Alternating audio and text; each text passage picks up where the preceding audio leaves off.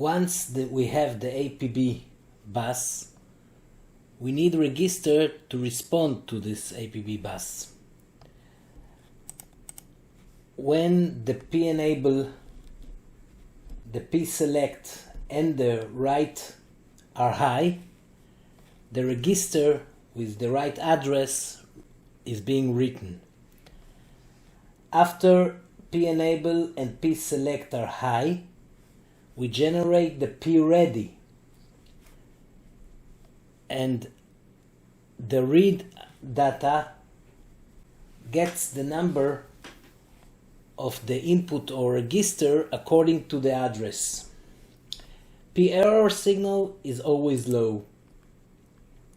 Most designs use three types of registers. Write-read register. This is just a register which holds the right value when the enable and the address are correct. Read-only register. This is not a register. This is where an input signal is connected to the read data bus when the right address appears. And we have a trigger register. This is a read-write register which goes high when it's written to, but immediately goes low, and it generates a pulse for one cycle, and it's starting an operation in the received machine. In our SPI master, we use the trigger register for the start. We use a read-write registers for the data in and the clock divider, and for the data in the slave register. We use read-only registers for the busy and for the data out for both master and slave. In the slave we don't need the start register and the clock divide register. So we still gonna use the same file, but we just won't connect them. We'll add a new source, create a source. We'll call it register file.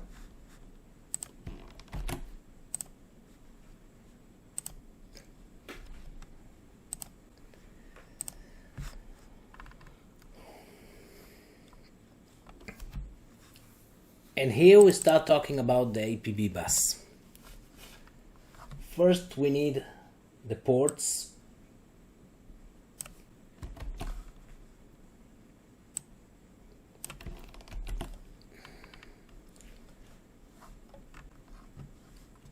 Now we have here the APB bus,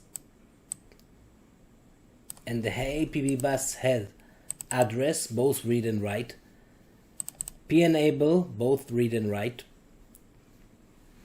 read data for the read, P-ready, which is also for both read and write, P-select for both, P-error for both, and P-write and P-read and write, which defines if we're writing or reading.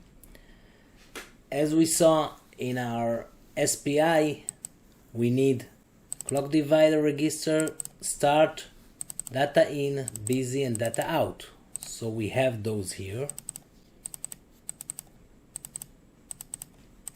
And we'll start building them. For all the registers that there are read-writes outputs, we need signals for the start, data in, and clock. And we need a signal for the ready signal. In APB protocol, ready have to rise on every transaction, either a read or write. We need to give acknowledge with the ready bit. So it needed in both cases, and we'll use some help signals to define a transaction and to define a read transaction. Now for the code itself. To define a transaction in APB bus, the p-enable and the p-select must be high. So this defines a transaction. And to define a write transaction, we need also for the write to be high. To respond the transaction, we need to take every transaction, and once the transaction, the APB transaction is high, we need to generate the ready bit. So we respond for the APB bus, so the transaction was okay. All the transactions are okay, so we just use it. Then we need to set up our registers.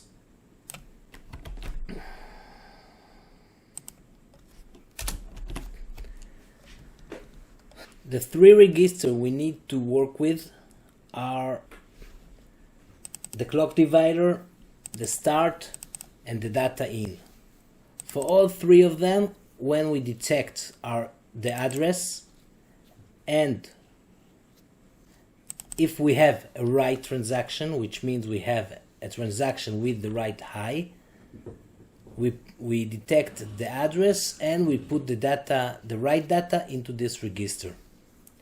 The start register is a little different because this register has to go up for one cycle. So once it's up, we put it down to low again. So this will generate a trigger register. It rises up for only one clock and then goes down again. We need the address decoder for the read. That's a simple case. Whenever we have a transaction, we check the address. If it's 0, we give the start for the APB read. If it's 4, we give the busy.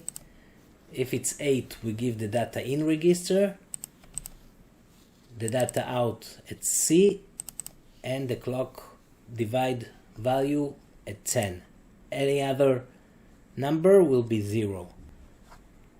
So we generated the ready bit, we generated the read data bus, we build our three registers. Now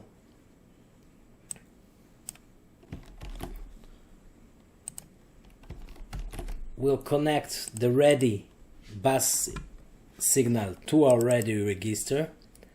Error, we say we don't have error, so it's always 0. And the three register will be connected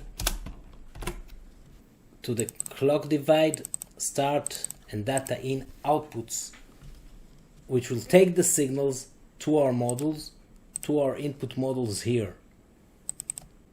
Clock divider, start, and data in. And the busy and the data out will come out from the SPI modules to the register file and will be read here.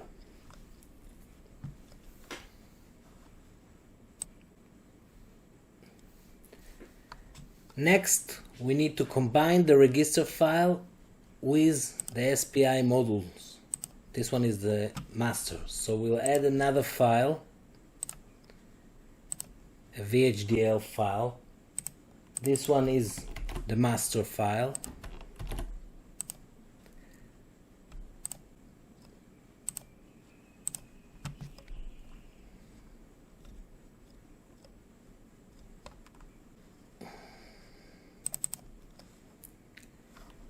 The master file will contain the register file and the master SPI file. So we need the ports.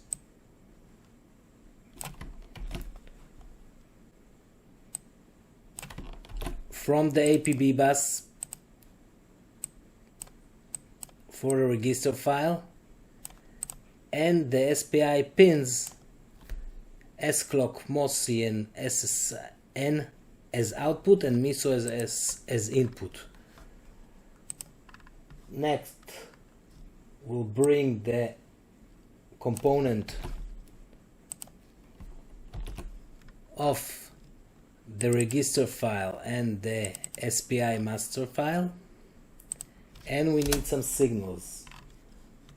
We need the signals that go between the register file and the master file, SPI master file. So this is the start, the data in, the busy, the data out, and the clock divider. Now we just need to instantiate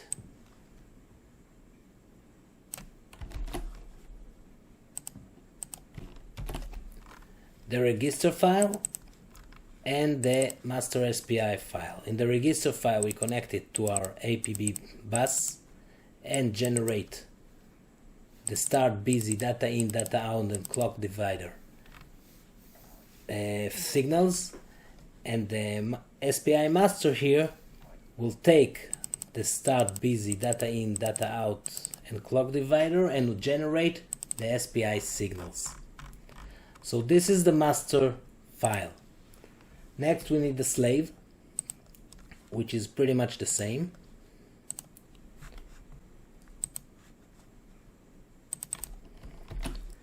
Now, since the slave doesn't need the two signals of the clock divider and the start, because they are generated in the master,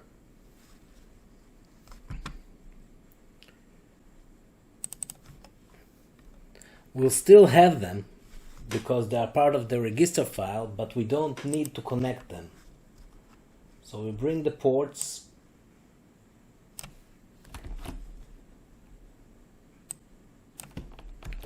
again, the APB bus and the SPI signals. We'll bring the two components,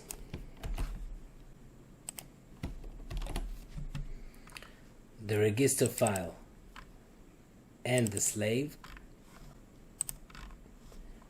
We'll give the 5 signals, even though we don't use 2 of them, but the register file needs them, so we have them, and we'll instantiate the register file and the SPI slave, and that is it. So we have everything ready. I will have all of the files in my GitHub written down below, and we will connect it all together in the next video.